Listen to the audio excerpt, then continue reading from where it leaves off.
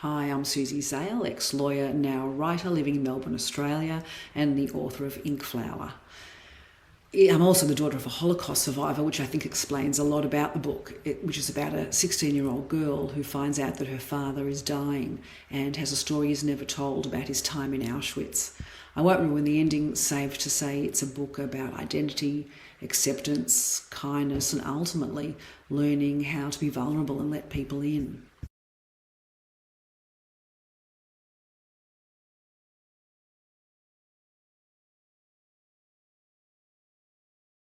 My dad. The story is fiction, but it's the truest thing I've ever written. Like Lisa's dad, my father was diagnosed with Lou Gehrig's disease and given 6 months to live.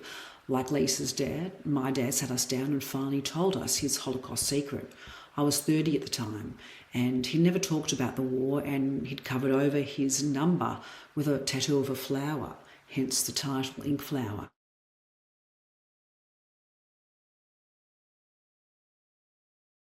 Being heavily researched and based on a true story, there's a lot to learn about the Holocaust and its aftermath, about racism and refugees.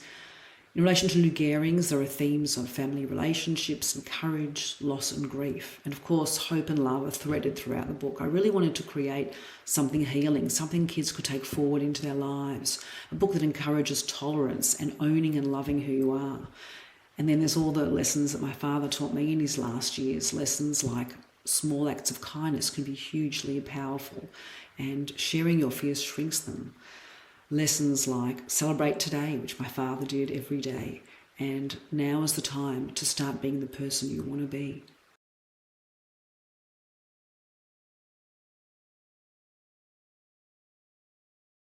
I wrote INKFLOWER for a YA audience because they're our next generation of leaders, and we're going to need them to be compassionate and empathetic so they can build a world that doesn't hurt so much.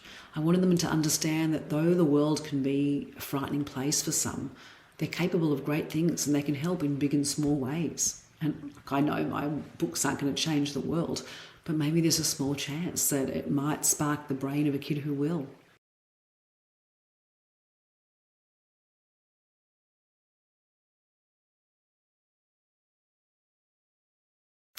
My father taught me that we have to talk about the things that scare us before we can change them. And so I'm going to keep writing about the things that scare me in the hope that one day maybe I can transform them into something beautiful, something that moves us closer to a world in which we all feel safe, a world where we hold space for each other and where difference is not only accepted but celebrated. I think my dad will like that.